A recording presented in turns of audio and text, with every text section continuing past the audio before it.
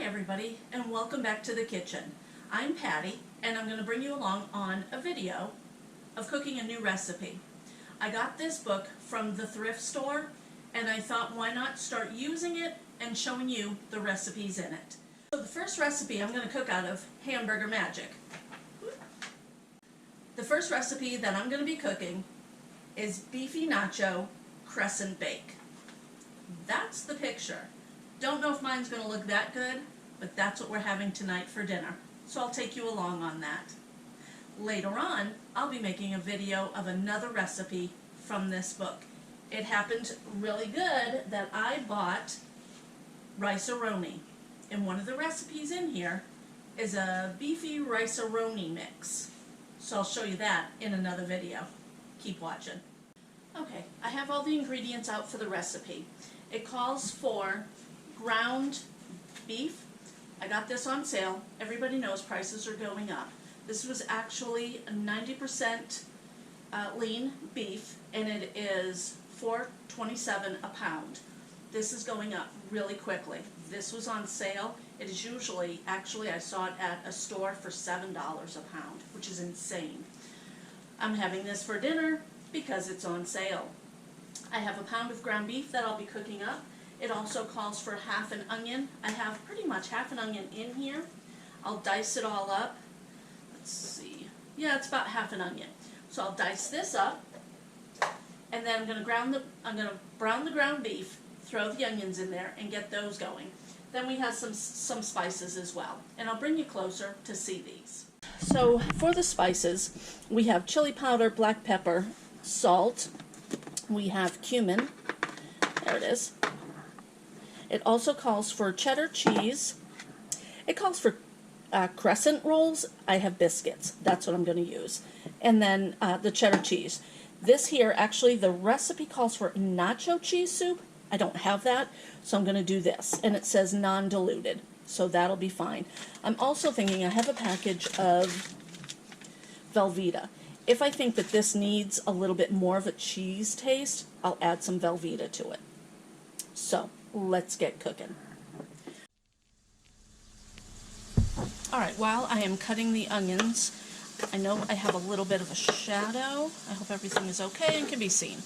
I am going to just dice up the onions. I cut them lengthwise like that and just cut it up like this. Easy and simple. Cooking at home is easy. It doesn't have to be difficult. This recipe, which I will leave the description in the box below, super easy. Woo! Did you see that? That onion went flying. Cooking at home is not only is it easy, but it's also frugal. It's a lot cheaper. Move the camera. It's a lot cheaper to buy your ingredients and bring them home. And I'm making a mess. Yes, sometimes cooking at home is messy. But cooking at home is also very healthy, economical, and what's the right word? I enjoy cooking. I love to feed my family healthy. I enjoy trying new recipes. So there's a word for that, it's just not coming to me. I'm just going to let this set for a little bit, then I'll add my spices. So I'll bring you back, and turn this up just a wee bit. I'll bring you back. Right now it is on a medium-low. You could turn this up if you want to cook it faster. You could put it on high. It's totally up to you. If it's on high, you have to watch it a little closer. But I'm going to cover this on a medium-low. Okay, while my meat is cooking, I am going to break it up a little bit. And I'm going to put a little bit of salt and pepper in here. Put a little bit of salt and pepper in here, and it calls for 1/4 teaspoon of salt. I'm just going to use a very little bit.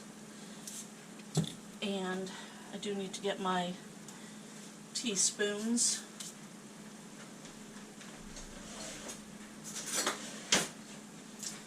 Okay, a lot of times I will just eyeball it and just put in the spices. But I want to do this for you. 1/8 of a teaspoon of black pepper, 1/8 of a teaspoon. I mean, that's like nothing. This is the 1/4, so that's how much salt went in there. Half of that on pepper. I'm going to put in 1/2 teaspoon of pepper. We do like pepper. If you don't like pepper, leave it out. If you don't want to put salt in there, that's fine. You can leave that out. Any of these spices.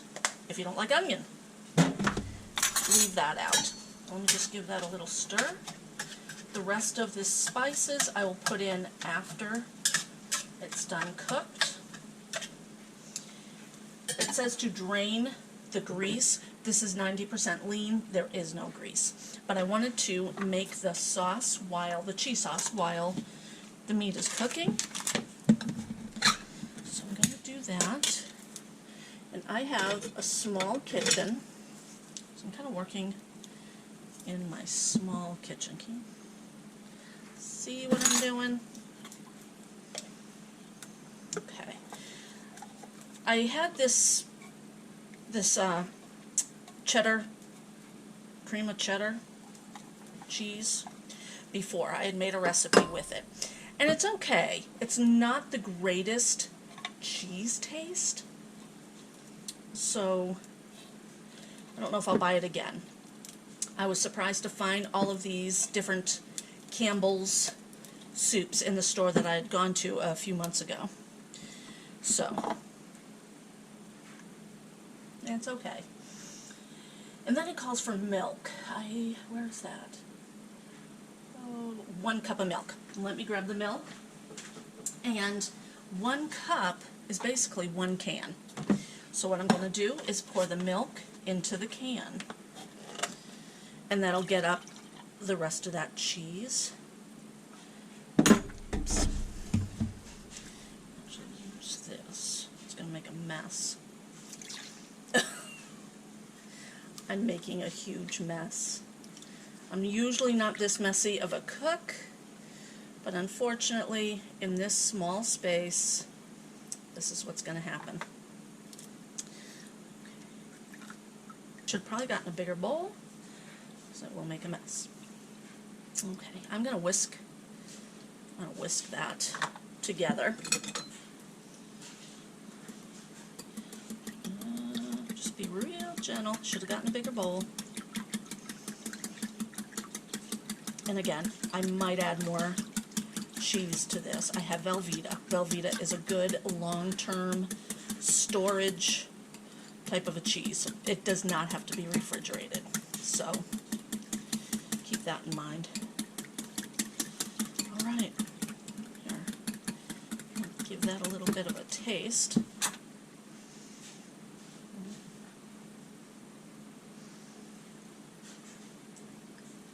It's okay. With the milk added in there, it's okay. Alrighty. Here's my meat. Now you see there is liquid in here. Not all of it is grease. Very little of it is grease. It's water, condensation, and then I have the onions in there as well. I've already used my salt and my pepper. I'll get rid of this. Gotta clean my mess. I'm one of those cooks who try to clean as I go. I don't do that when I'm making a video because it's too difficult. But I want to get that milk up. Okay, so I have my beef cooking. I'm going to keep the little bit of grease that is in there, so I will not drain it. If you had grease in your pan, if you want to drain it, now is when you do it, because this is fully cooked. The salt and pepper have been added. I'm going to add a couple of other spices. And I have to go out and get my, you know what, I'm going to use the dry oregano that I have here instead of the fresh, where is it? Just because I have it. So I have my oregano. I need 1 tablespoon of chili powder. That's a lot of chili powder. I'm actually going to cut that down to half because I'm not one of those people who like a lot of spice. Some milk left on my spoon. So I'm going to just do 1 tablespoon. I'm going to add that. Now, it won't be heaping. Now you make this the way you want to. This is called Beefy Nacho Crescent Bake. If you don't like hot, don't do it. Let me go in order here. I have chili ground cumin, that was right. And I want 1 teaspoon, and I use the same. And cumin's a little bit hot too. This might actually come out too spicy for me. Dried, I'm going to use, I was going to only use the half, but I'm going to put in, add a little bit more. Okay, then mix it all up. Okay, smells delicious, smells kind of taco-y. I don't want you to focus on the mess of my house. Is that going to stay? Of course not. Alright, what I have these biscuits that I want to use up. And let's see, March 14th, and it is November. I didn't realize I had these that long, but they're not bulging at either side. I'm going to open these up. Let's see if they work. Hope it doesn't like blow up too big. Oh! See, I always get nervous. No, it smells fine. Nothing wrong with them. So I'm going to open these up, and the crescent rolls you were supposed to make squares with. I'm not going to be really doing that. This here will go there. What I'm going to do is just smash them out, and I need a little bit of flour, and I'll get that out of the way a little. Okay, I'll show you how this is going to work. All right, I just want a little bit of flour, and I'm going to put flour there. I'm going to put a little bit of the sauce into my pan.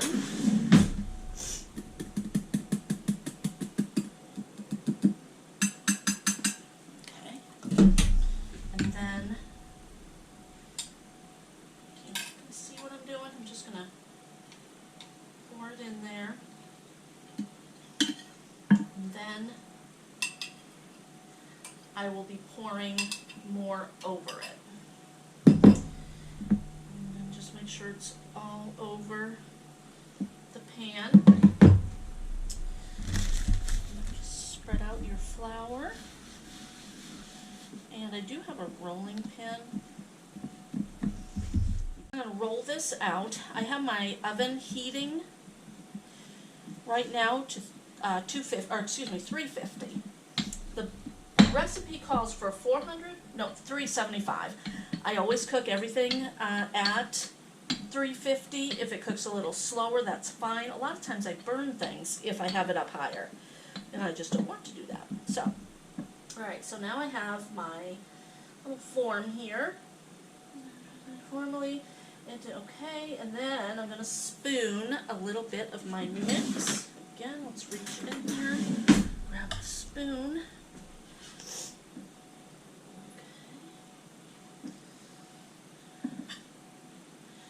Alrighty, now I kind of made something similar to this, almost like a monkey bread type of a thing, which was awesome.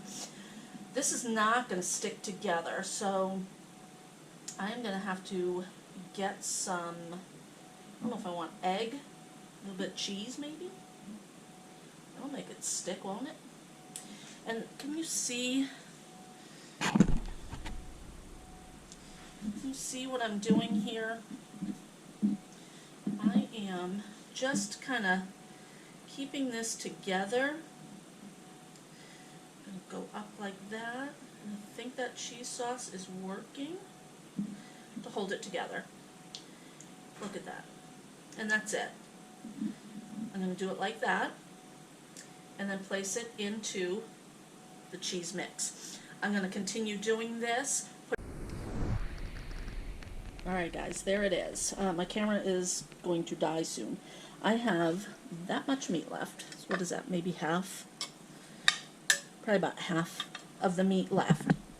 So I'll put that, like I said, in the freezer and use it as a different meal or the same meal. And I should have used a bigger plate, a bigger bowl. Anyway, so one is on top. And then after the fact, I thought, if I keep dipping my finger in here, there's going to be a lot of powder in here, a lot of flour, and I didn't want that, so I put it in here. I will put this over here, and then I'll just dredge it with the cheese.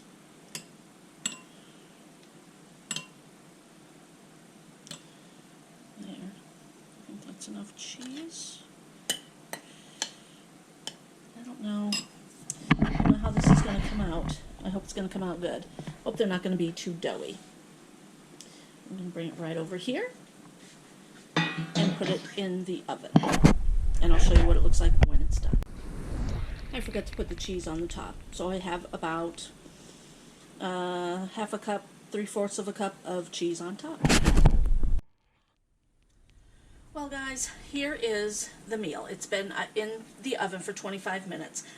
After I put it in the oven, I kind of hesitated putting the cheese on the top, the canned cheese, because I don't know if these are going to cook inside all of the liquid. I don't want doughy crescents, you know what I'm saying? So you guys might have been thinking, I wouldn't put all that cheese on there. But I just wasn't, I didn't read the recipe properly. Yeah, see? They are doughy. So, this is not a fail.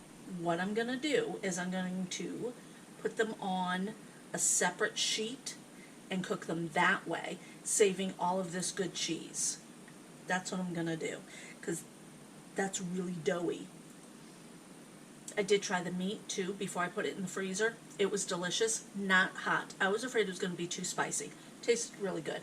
So let me work this up and I'll show you. Okay. I will be eating this, even if they are doughy. I took them out. A couple of them kind of fell apart. I flipped them over, so some of them, that's the back of them, or the bottom. I did grease my pan with some Pam type of spray. I took off the cheese, most of the cheese. I'm going to put these in the oven. I might have to flip them again, maybe? Let's see. This will be dinner tonight.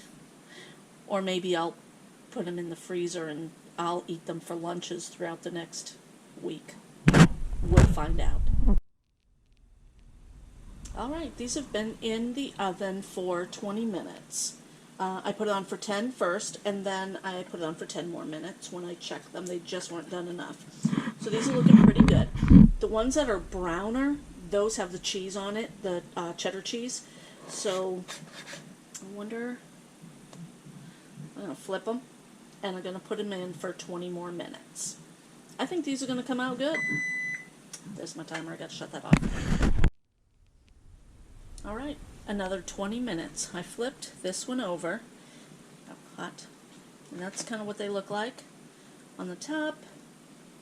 These are done. I'm going to leave them like that. They crisped up. They're cooked. They're not doughy. That's what I did not want. The doughness. So those look really good. And I will put them with the cheese sauce when we're ready to eat them. We're going to have these with salad. And I'll show you the plate later.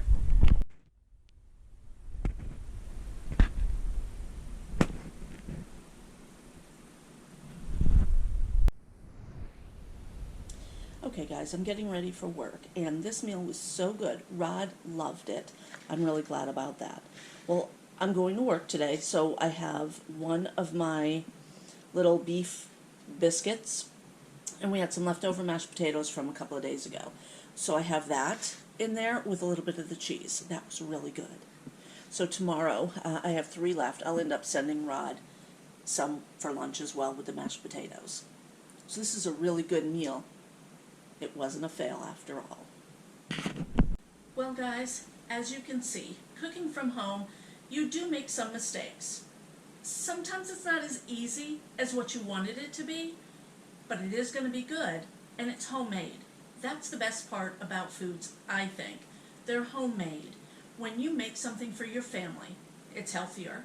It doesn't have all the extra additives that really aren't needed. And it's made with love. It's made from you. It's something special. So definitely try cooking from home. About my total mistake. But you know what? A mistake is not a fail if you learn from it. I was able to correct my mistake. I didn't have to throw it all away. Unfortunately, I have had meals that I had to throw away. But I want to show you this meal. Mistakes happen. It's okay. You can recover from most mistakes. Keep that in mind as you cook for your family. Give me a like, a comment, and subscribe. And keep watching for more videos like this. Simple meals to cook at home that are healthy, that are frugal. Thanks for watching.